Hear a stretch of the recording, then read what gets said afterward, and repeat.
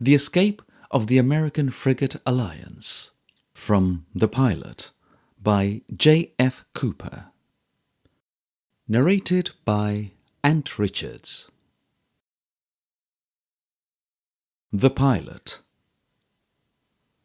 The hero of Cooper's stirring sea tale is a mysterious pilot known as Mr. Gray, who, during the American Revolution, came aboard the Yankee frigate Alliance one stormy night to guide her in a privateering expedition along the east coast of England. Captain Munson had been entrusted by Congress with the dangerous errand of venturing into the enemy's own waters in order to capture prize ships and prisoners of war, who were to be held for exchange. Inspired by the pilot's presence, the daring Yankee bluejackets captured the British cutter Alacrity in a sharp contest near the shore. Following this victory, the frigate's officers in council determined upon an invasion of the enemy's country.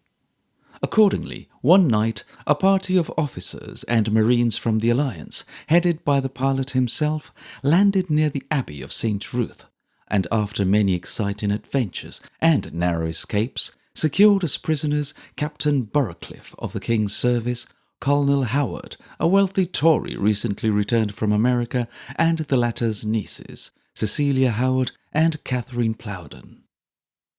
Before leaving America, the girls had become engaged to Griffith and Barnstaple, young lieutenants on this very frigate, and it was to separate them from their Yankee lovers that Colonel Howard had brought his wards to England, guarding them like prisoners at St. Ruth. Moreover, Mary, the midshipman on board the Alliance, was the girls' favourite cousin. They therefore willingly accepted the situation, and were not sorry to be transported to the frigate, preparing to enjoy a sea voyage in pleasant company. But the officers knew that reports of the Yankee cruiser must have spread abroad, and that pursuit was to be expected. The following pages describe the narrow escape of the Alliance from a British man-of-war. The Escape of the American Frigate Alliance. From The Pilot by J.F. Cooper. Furious press the hostile squadron. Furious he repels their rage. Loss of blood at length enfeebles. Who can war with thousands wage? Spanish War Song. We cannot detain the narrative to detail the scenes which busy wonder, aided by the relation of diverse marvellous feats, produced among the curious seamen who remained in the ship, and their more fortunate fellows who had returned glory from an expedition to the land. For nearly an hour the turbulence of a general movement was heard, issued from the deep recesses of the frigate, and the boisterous sounds of hoarse merriment were listened to by the officers in indulgent silence.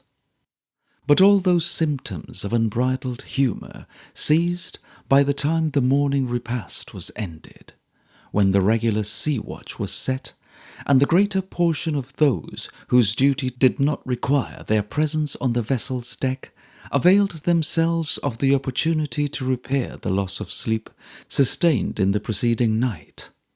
Still, no preparations were made to put the ship in motion, though long and earnest consultations, which were supposed to relate to their future destiny, were observed by the younger officers to be held between their captain, the first lieutenant, and the mysterious pilot.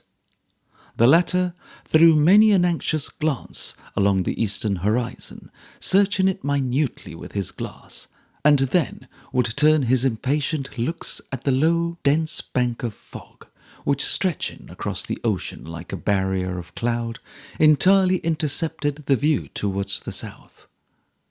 To the north and along the land the air was clear, and the sea without spot of any kind. But in the east a small white sail had been discovered since the opening of day, which was gradually rising above the water and assuming the appearance of a vessel of some size.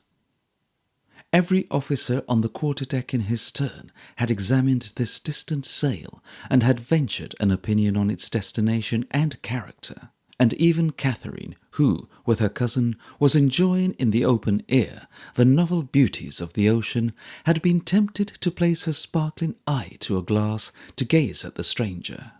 "It is a collier," Griffith said, "who has hauled from the land in the late gale, and who is lifting up to his course again. If the wind holds here in the south, and he does not get into the fog bank, we can stand off for him and get a supply of fuel before 8 bells are struck.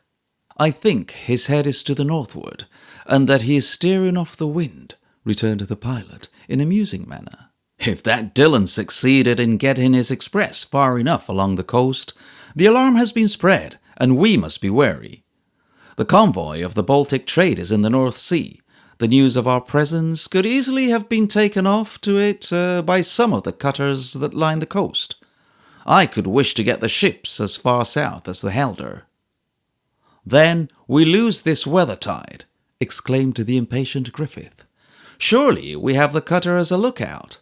Besides, by beating into the fog, we shall lose the enemy, if enemy it be, and is it thought meet for an American frigate to skulk from her foes?"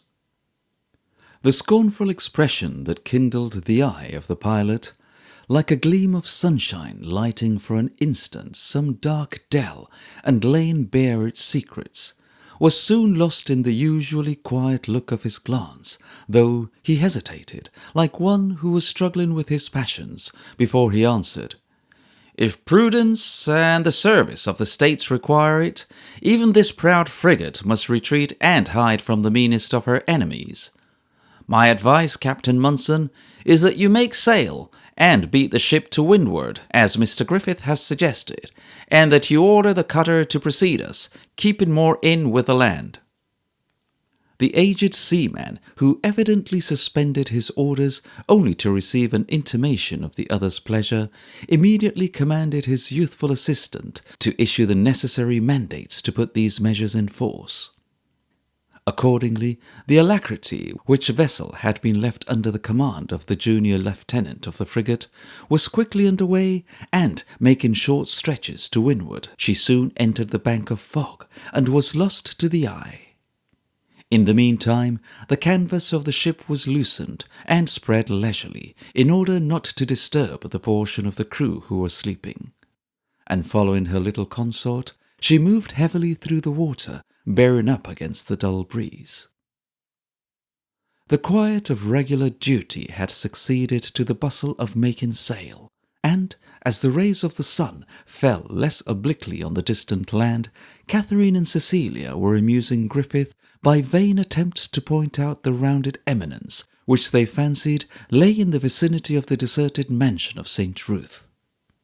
Barnstable, who had resumed his former station in the frigate as her second lieutenant, was pacing the opposite side of the quarterdeck, holding under his arm the speaking trumpet, which denoted that he held the temporary control of the motions of the ship, and inwardly cursing the restraint that kept him from the side of his mistress.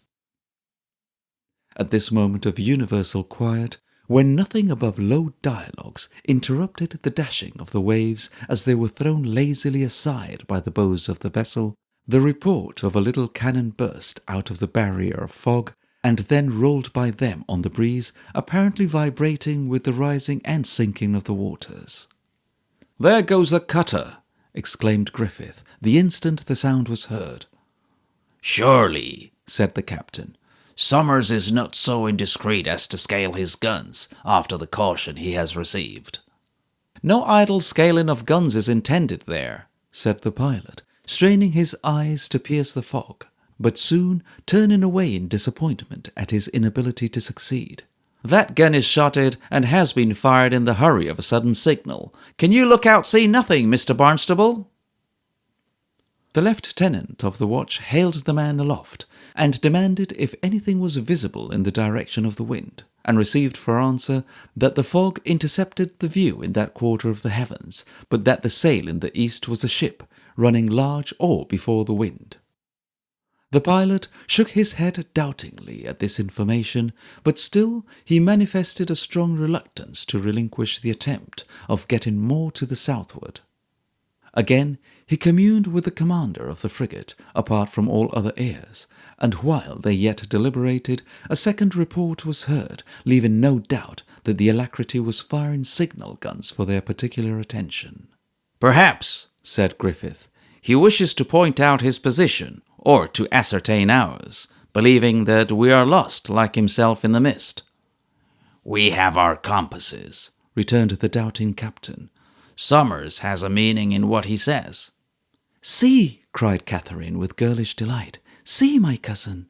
See, Barnstable. How beautifully that vapour is wreathing itself in clouds above the smoky line of fog. It stretches already into the very heavens, like a lofty pyramid." Barnstable sprang lightly on a gun as he repeated her words. "Pyramids of fog, and weathering clouds, by heaven!" he shouted. "'Tis a tall ship, royals, skysails, and studding sails all abroad.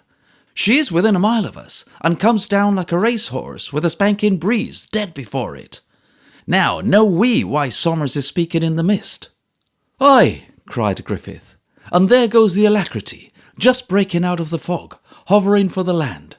"There's a mighty hull under all that cloud of canvas, Captain Munson," said the observant but calm pilot. "It is time, gentlemen, to edge away to leeward." "What, before we know from whom we run?" cried Griffith. "My life on it! There is no single ship King George owns but would tire of the sport before she had played a full game of bowls with—" The haughty air of the young man was daunted by the severe look he encountered in the eye of the pilot, and he suddenly ceased, though inwardly chafing with impatient pride.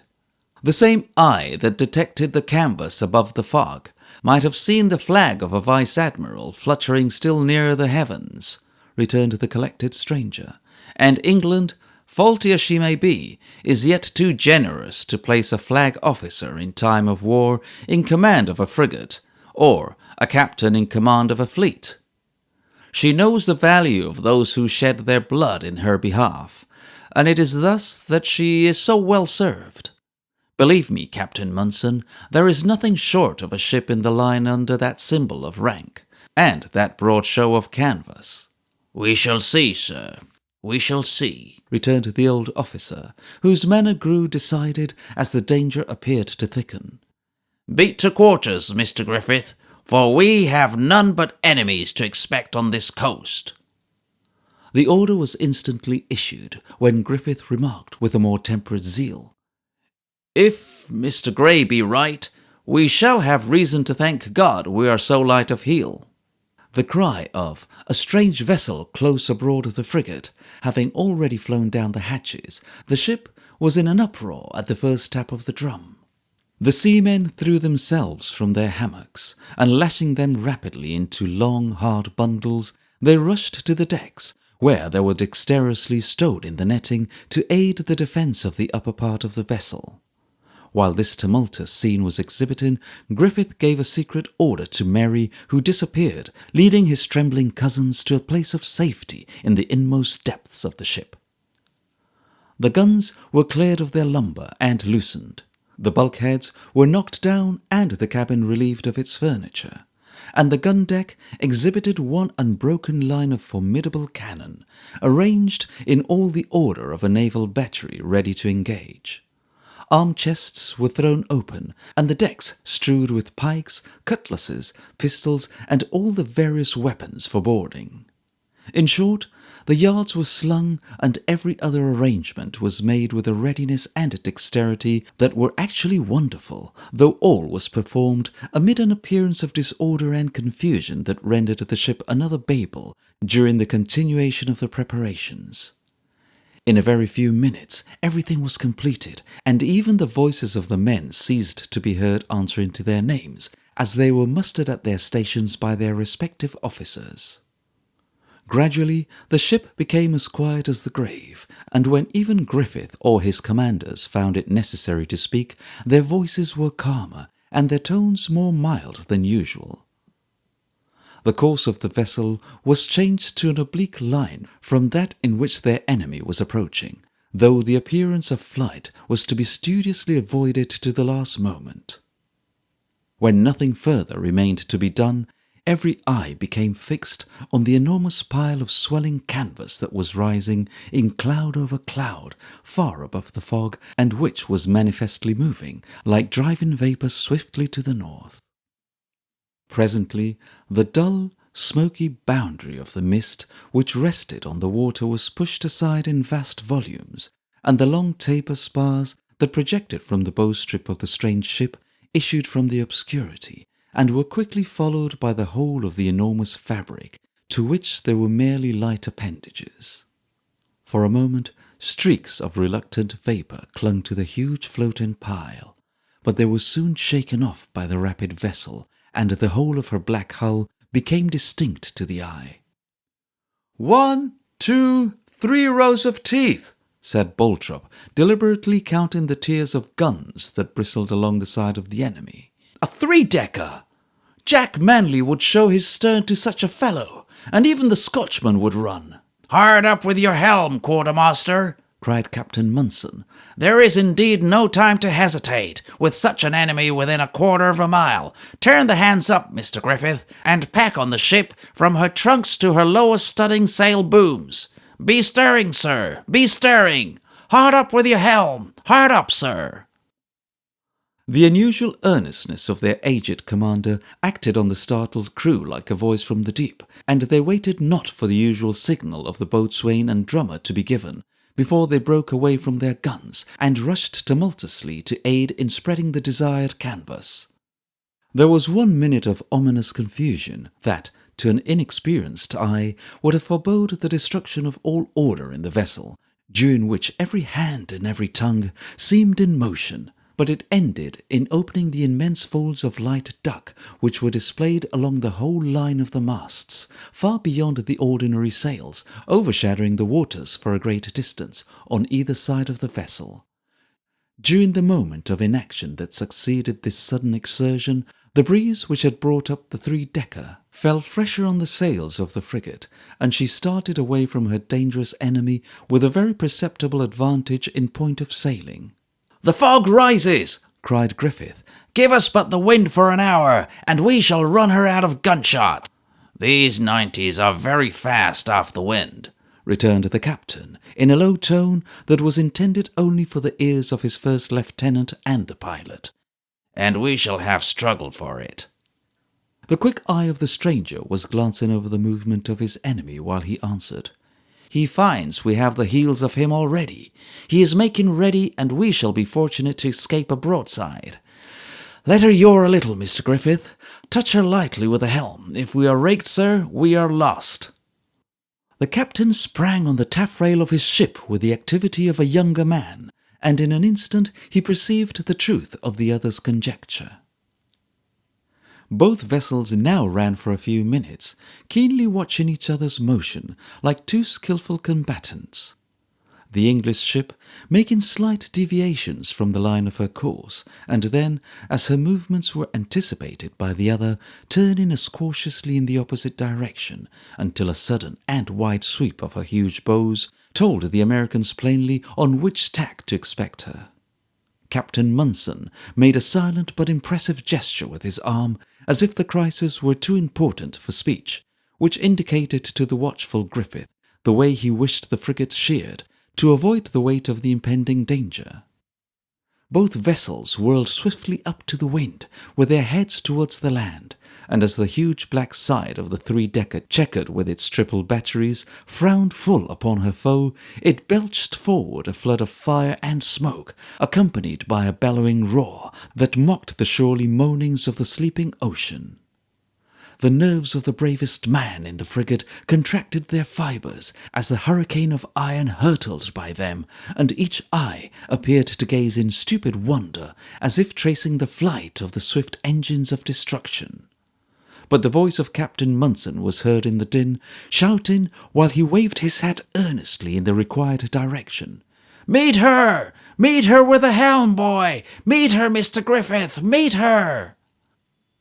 Griffith had so far anticipated this movement as to have already ordered the head of the frigate to be turned in its former course, when, struck by the unearthly cry of the last stones uttered by his commander, he bent his head and beheld the venerable seaman driven through the air, his hat still waving, his grey hair floating in the wind, and his eyes set on the wild look of death. "Great God!"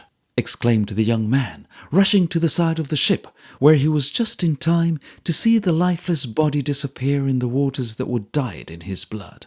"He has been struck by a shot! Lower away the boat! Lower away the jolly boat! The barge! The tiger! the—" "'Tis useless," interrupted the calm, deep voice of the pilot. "He has met a warrior's end, and he sleeps in a sailor's grave. The ship is getting before the wind again, and the enemy is keeping his vessel away." The youthful lieutenant was recalled by these words to his duty, and reluctantly turned his eyes away from the bloody spot on the water, which the busy frigate had already passed, to resume the command of the vessel with a forced composure. "He has cut some of our running gear," said the master, whose eye had never ceased to dwell on the spars and rigging of the ship. "And there's a splinter out on the maintopmast that is big enough for a fid. He has let daylight through some of our canvas too. But taking it by and large, the squall has gone over and little harm done. Didn't I hear something said of Captain Munson getting jammed by a shot?" "He is killed," said Griffith, speaking in a voice that was yet husky with horror. "He is dead, sir, and carried overboard. There is more need that we forget not ourselves in this crisis." "Dead," said Boltrop, suspending the operation of his active jaws for a moment in surprise, "and buried in a wet jacket. Well, it is lucky 'tis no worse, for damn if I did not think every stick in the ship would have been cut out of her."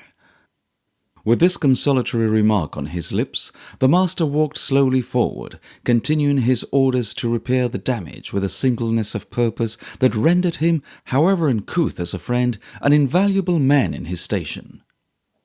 Griffith had not yet brought his mind to the calmness that was so essential to discharge the duties which had thus suddenly and awfully devolved on him, when his elbow was lightly touched by the pilot, who had drawn closer to his side. "The enemy appears satisfied with the experiment," said the stranger, "and as we work the quicker of the two, he loses too much ground to repeat it if he be a true seaman." "And as yet he finds we leave him so fast," returned Griffith. "He must see that all his hopes rest in cutting us up aloft. I dread that he will come by the wind again, and lay us upon his broadside. We should need a quarter of an hour to run without his range if he were anchored.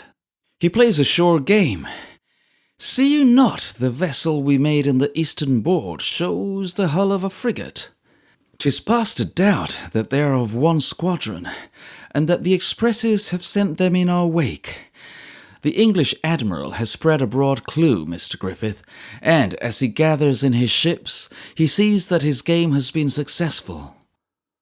The faculties of Griffith had been too much occupied with the hurry of the chase to look at the ocean, but, startled at the information of the pilot, who spoke coolly, though, like a man sensible of the existence of approaching danger, he took the glass from the other, and with his own eye examined the different vessels in sight. It is certain that the experienced officer, whose flag was flying above the light sails on the three-decker, saw the critical situation of his chase, and reasoned much in the same manner as the pilot, or the fearful expedient apprehended by Griffith would have adopted. Prudence, however, dictated that he should prevent his enemy from escaping by pressing so closely on his rear as to render it impossible for the American to haul across his bow between his open vessel and the nearest frigate of his squadron. The unpractised reader will be able to comprehend the case better by accompanying the understanding eye of Griffith as it glanced from point to point, following the whole horizon. To the west lay the land, along which the Alacrity was urging her way industriously, with the double purpose of keeping her consort abeam and of avoiding a dangerous proximity to their powerful enemy.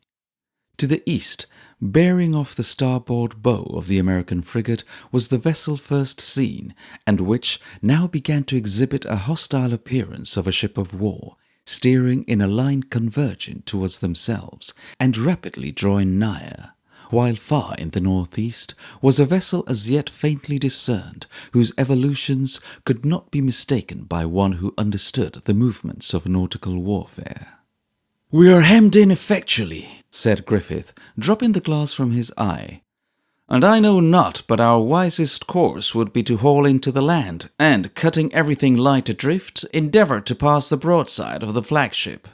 "Provided she left a rag of canvas to do it with," returned the pilot. "Sir, 'tis an idle hope. She would strip your ship in 10 minutes to her plank shears. Had it not been for a lucky wave on which so many of her shots struck and glanced upward, we should have nothing to boast of left of the fire she had already given. We must stand on, and drop the 3-decker as far as possible." "But the frigates," said Griffith. "What are we to do with the frigates?" "Fight them," returned the pilot in a low, determined voice. "Fight them. Young man, I have borne the stars and stripes aloft in greater straits than this, and even with honour. Think not that my fortune will desert me now. We shall have an hour of desperate battle. On that we may calculate, but I have lived through whole days of bloodshed. You seem not one to quail at the sight of an enemy." "Let me proclaim your name to the men," said Griffith. "'Twill quicken their blood, and at such a moment be a host in itself." "They want it not," returned the pilot, checking the hasty zeal of the other with his hand. "I would be unnoticed, unless I am known as becomes me.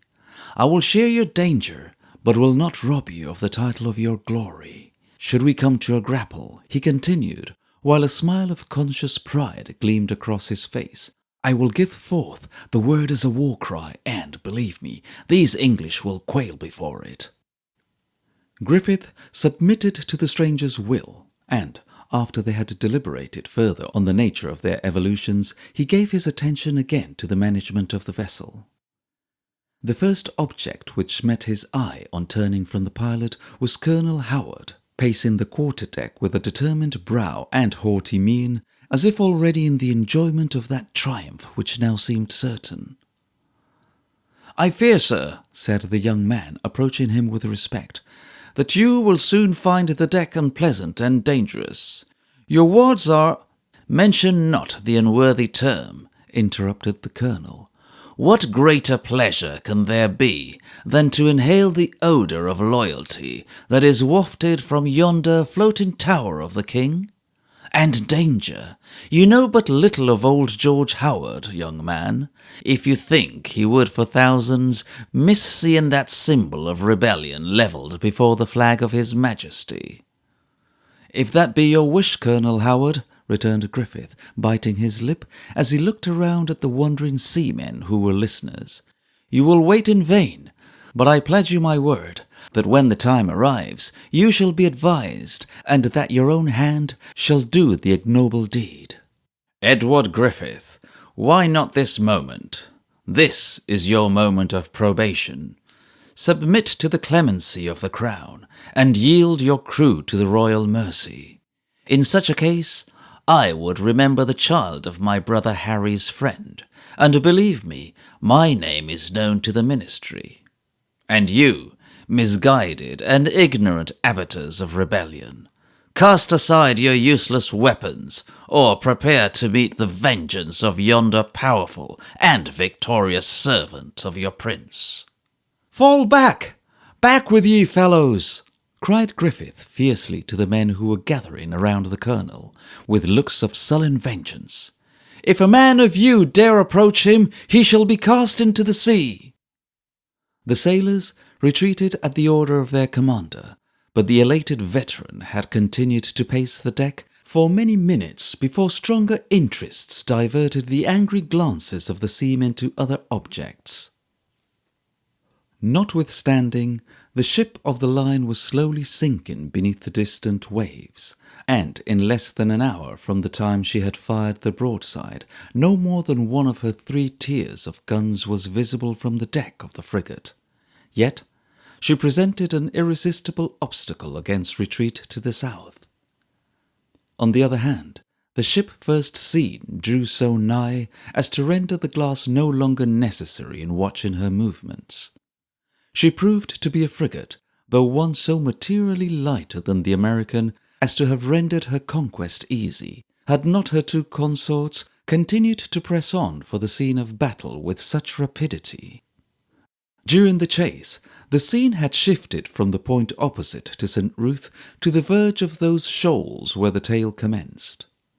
As they approached the latter, the smaller of the English ships drew so nigh as to render the combat unavoidable. Griffith and his crew had not been idle in the immediate time, but all the usual preparations against the casualties of a sea fight had been duly made, when the drum once more called the men to their quarters, and the ship was deliberately stripped of her unnecessary sails, like a prize fighter about to enter the arena, casting aside the encumbrances of dress. At the instant she gave this intimation of her intention to abandon flight and trust the issue to the combat, the nearest English frigate also took in her light canvas in token of her acceptance of the challenge. "He is but a little fellow," said Griffith to the pilot, who hovered at his elbow with a sort of fatherly interest in the other's conduct of the battle, "though he carries a stout heart." "We must crush him at a blow," returned the stranger. "Not a shot must be delivered until our yards are locking. I see him training his 12 upon us already. We may soon expect his fire." "After standing the brunt of a 90-gun ship," observed the collected pilot, "we shall not shrink from the broadside of a 32. "Stand to your guns, men!" cried Griffith through his trumpet. "Not a shot is to be fired without the order." This caution, so necessary to check the ardour of the seamen, was hardly uttered before the enemy became wrapped in sheets of fire and volumes of smoke, as gun after gun hurled its iron missiles at the vessels in quick succession. 10 minutes might have passed, the two vessels sheering close to each other every foot they advanced, during which time the crew of the American were compelled by their commander to suffer the fire of their adversary without returning a shot. This short period, which seemed an age to the seamen, was distinguished in their vessel by deep silence. Even the wounded and dying, who fell in every part of the ship, stifled their groans under the influence of the severe discipline which gave a character to every man and each movement of the vessel, and those officers who were required to speak were heard only in the lowest tones of resolute preparation. At length the ship slowly entered the skirts of the smoke that enveloped their enemy, and Griffith heard the man who stood at his side whisper the word, "Now." "Let them have it!" cried Griffith in a voice that was heard in the remotest parts of the ship. The shout that burst from the seamen appeared to lift the decks of the vessel, and the affrighted frigate trembled like an aspen with the recoil of her own massive artillery that shot forth a single sheet of flame, the sailors having disregarded in their impatience the usual order of firing. The effect of the broadside of the enemy was still more dreadful, for a death-like silence succeeded to the roar of guns, which were only broken by the shrieks and exertions that burst from her like the moaning of the damned. During the few moments in which the Americans were again loading their cannon and the English were recovering from their confusion, the vessel of the former moved slowly past her antagonist and was already doubling across her bows when the latter was suddenly, and considering the inequality of their forces, it may be added desperately, headed into her enemy. The two frigates grappled. The sudden and furious charge made by the Englishman as he threw his masses of daring seamen along his bowsprit and out of his channels had nearly taken Griffith by surprise. But Manuel, who had delivered his first fire with a broadside, now did good service by ordering his men to beat back the intruders by a steady and continuing discharge. Even the wary pilot lost sight of the other foes in the high daring of that moment, and smiles of stern pleasure were exchanged between him and Griffith as both comprehended at a glance their advantages.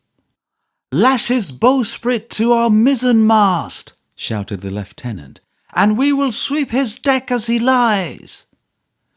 20 men sprang eagerly forward to execute the order, among the foremost of whom were Boltrop and the stranger. "Aye, now he's our own," cried the busy master, "and we will take an owner's liberty with him, and break him up for all by eternal." "Peace, rude man," said the pilot, in a voice of solemn remonstrance.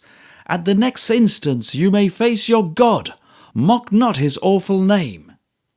The master found time, before he threw himself from the spar on the deck of the frigate again, to cast a look of amazement at his companion, who, with a steady mien, but with an eye that lighted with a warrior's ardour, viewed the battle that raged around him, like one who marked its progress to control the result.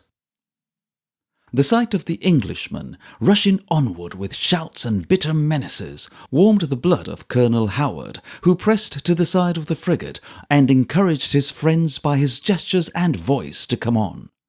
"Away with you, old croaker!" cried the master, seizing him by the collar. "Away with you to the hold, or I'll order you fired from a gun." "Down with your arms, rebellious dog!" shouted the colonel, carried beyond himself by the ardour of the fray. "Down to the dust, and implore the mercy of your injured prince." Invigorated by a momentary glow, the veteran grappled with his brawny antagonist, but the issue of the short struggle was yet suspended when the English, driven back by the fire of the Marines and the menacing front that Griffith, with his boarders, presented, retreated to the forecastle of their own ship, and attempted to return the deadly blows they were receiving in their hull from the cannon that Barnstable directed. A solitary gun was all they could bring to bear on the Americans, but this, loaded with canister, was fired so near as to send its glaring flame into the very faces of their enemies. The struggling colonel, who was already sinking beneath the arm of his foe, felt the rough grasp loosen from his throat at the flash, and the two combatants sunk powerless on their knees facing each other. "How now, brother?" exclaimed Boltrop, with a smile of grim fierceness. "Some of that grist has gone to your mill, huh?" No answer could, however, be given before the yielding forms of both fell to the deck, where they lay helpless amid the din of the battle and the wild confusion of the eager combatants. Notwithstanding the furious struggle they had witnessed, the elements did not cease their functions, and, urged by the breeze and lifted irresistibly on a wave, the American ship was forced through the water still farther across the bows of her enemy. The idle fastening of hemp and iron was snapped asunder like strings of tow, and Griffith saw his own ship borne away from the Englishman at the instant that the bowsprit of the latter was torn from its lashings and tumbled into the sea, followed by spar after spar, until nothing of all her proud tackling was remaining, but a few parted and useless ropes that were left dangling along the stumps of her lower masts. As his own stately vessel moved from the confusion she had caused, and left the dense cloud of smoke in which her helpless antagonist lay, the eye of the young man glanced anxiously towards the horizon, where he now remembered he had more foes to contend against. "We have shaken off the 32 most happily," he said to the pilot, who followed his motion with singular interest. "But here is another fellow sheering in for us, who shows as many ports as ourselves, and who appears inclined for a closer interview. Besides, the hull of the 90 is rising again, and I fear she will be down but too soon." "We must keep the use of our braces and sails," returned the pilot, "and on no account close with the other frigate. We must play a double game, sir, and fight this new adversary with our heels as well as our guns. 'Tis time, then, that we were busy, for he is shortening sail, and as he nears so fast, we may expect to hear from him every minute. What do you propose, sir?" "Let him gather in his canvas," returned the pilot, "and when he thinks himself snug, we can throw out 100 men at once upon our yards, and spread everything alow and aloft. We may then draw ahead of him by surprise, if we can once get him in our wake. I have no fears of dropping them all." "A stern chase is a long chase," cried Griffith, "and the thing may do. Clear up the decks here, and carry down the wounded, and as we have our hands full, the poor fellows who have done with us must go overboard at once." This melancholy duty was instantly attended to, while the young seaman who commanded the frigate returned to his duty with the absorbed air of one who felt its high responsibility. These occupations, however, did not prevent his hearing the sound of Barnstable's voice calling eagerly to young Mary. Bending his head towards the sound, Griffith beheld his friend, looking anxiously up the main hatch, with a face grimmed with smoke, his coat off, and his shirt bespattered with human blood. "Tell me, boy," he said, "is Mr. Griffith untouched? They say that a shot came in upon the quarter-deck that tripped up the heels of half a dozen." Before Mary could answer, the eyes of Barnstable, which, even while he spoke, were scanning the state of the vessel's rigging, encountered the kind looks of Griffith, and from that moment perfect harmony was restored between the friends. "Ah, you are there, Griff, and with a whole skin, I see," cried Barnstable, smiling with pleasure. "They have passed poor Bolthrope down into one of his own storerooms. If that fellow's bowsprit had held on 10 minutes longer, what a mark I should have made on his face and eyes." "'Tis perhaps best as it is," returned Griffith. "But what have you done with those whom we are most bound to protect?" Barnstable made a significant gesture towards the depths of the vessel as he answered, "On the cables, safe as wood, iron, and water can keep them, though Catherine has had her head up 3 times to—" A summons from the pilot drew Griffith away, and the young officers were compelled to forget their individual feelings in the pressing duties of their stations. The ship which the American frigate had now to oppose was a vessel of near her own size and equipage, and when Griffith looked at her again, he perceived that she had made her preparations to assert her equality in manful fight.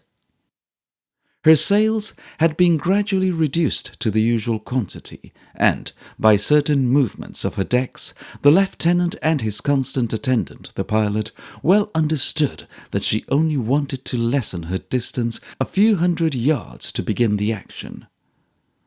"Now spread everything," whispered the stranger. Griffith applied the trumpet to his mouth and shouted in a voice that was carried even to the enemy, "Let fall! Out with your booms! Sheet home! Hoist away of everything!" The inspiring cry was answered by a universal bustle.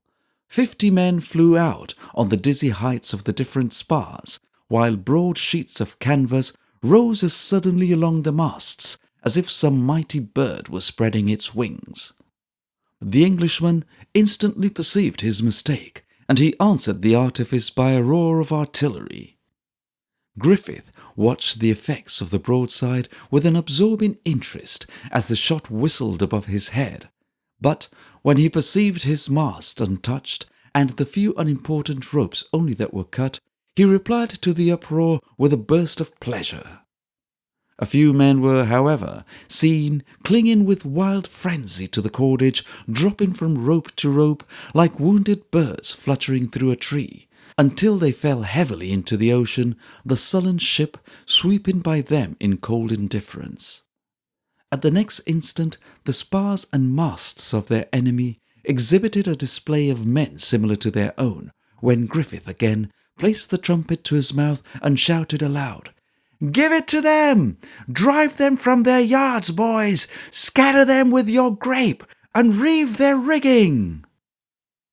The crew of the American wanted but little encouragement to enter on this experiment with hearty goodwill, and the close of his cheering words were uttered amid the deafening roar of his own cannon. The pilot had, however, mistaken the skill and readiness of their foe, for, notwithstanding the disadvantageous circumstances under which the Englishman increased his sail, the duty was steadily and dexterously performed. The two ships were now running rapidly on parallel lines, hurling at each other their instruments of destruction with furious industry, and with severe and certain loss to both, though with no manifest advantage in favour of either. Both Griffith and the pilot witnessed with deep concern this unexpected defeat of their hopes, for they could not conceal from themselves that each moment lessened their velocity through the water as the shot of their enemies stripped the canvas from the yards or dashed aside the lighter spars in their terrible progress. "We find our equal here," said Griffith to the stranger. "The 90 is heaving up again like a mountain, and if we continue to shorten sail at this rate, she will soon be down upon us." "You say true, sir," returned the pilot, musing. "The man shows judgment as well as spirit, but—" He was interrupted by Mary, who rushed from the forward part of the vessel, his whole face betokening the eagerness of his spirit and the importance of his intelligence. "The breakers!" he cried, when nigh enough to be heard amid the din. "We are running dead on a ripple, and the sea is white not 200 yards ahead." The pilot jumped on the gun, and bending to catch a glimpse through the smoke, he shouted in these clear, piercing tones that could be even heard among the roaring of the cannon, "Port! Port your helm! We are on the devil's grip!" "Pass up the trumpet, sir! Port your helm, fellow! Give it them, boys! Give it to the proud English dogs!" Griffith unhesitatingly relinquished the symbol of his rank, fastening his own firm look on the calm but quick eye of the pilot, and gathering assurance from the high confidence he read in the countenance of the stranger. The seamen were too busy with their cannon and their rigging to regard the new danger, and the frigate entered one of the dangerous passes of the shoals in the heat of a severely contested battle. The wondering looks of a few of the older sailors glanced at the sheets of foam that flew by them, in doubt whether the wild gambols of the waves were occasioned by a shoal of the enemy, when suddenly the noise of a cannon was succeeded by the sullen wash of the disturbed element, and presently the vessel glided out of her smoky shroud, and was boldly steering in the centre of the narrow passages. For 10 breathless minutes longer the pilot continued to hold an uninterrupted sway, during which the vessel ran swiftly by ripples and breakers, by streaks of foam and darker passages of deep water, when he threw down his trumpet and exclaimed, "What threatened to be our destruction has proved our salvation.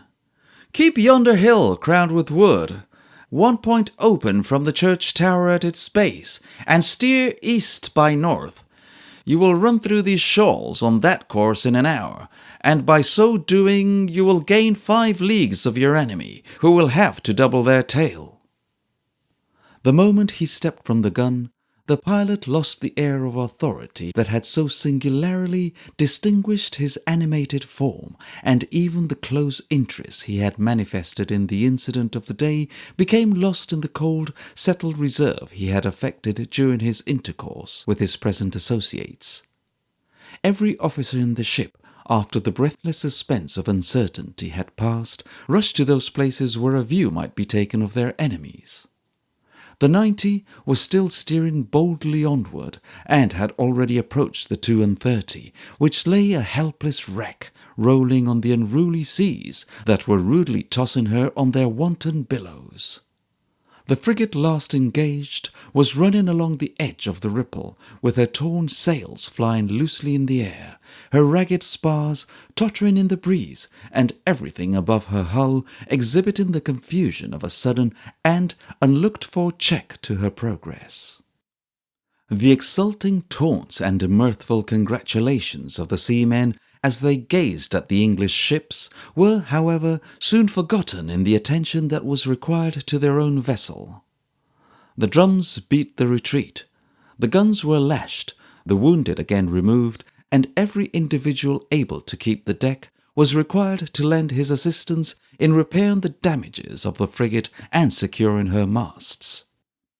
The promised hour carried the ship safely through all the dangers, which was much lessened by daylight, and by the time the sun had begun to fall over the land, Griffith, who had not quitted the deck during the day, beheld his vessel once more cleared of the confusion of the chase and battle, and ready to meet another foe. At this period he was summoned to the cabin at the request of the ship's chaplain. Delivering the charge of the frigate to Barnstable, who had been his active assistant no less in their subsequent labours than in the combat, he hastily divested himself of the vestiges of the fight and proceeded to obey the repeated and earnest call.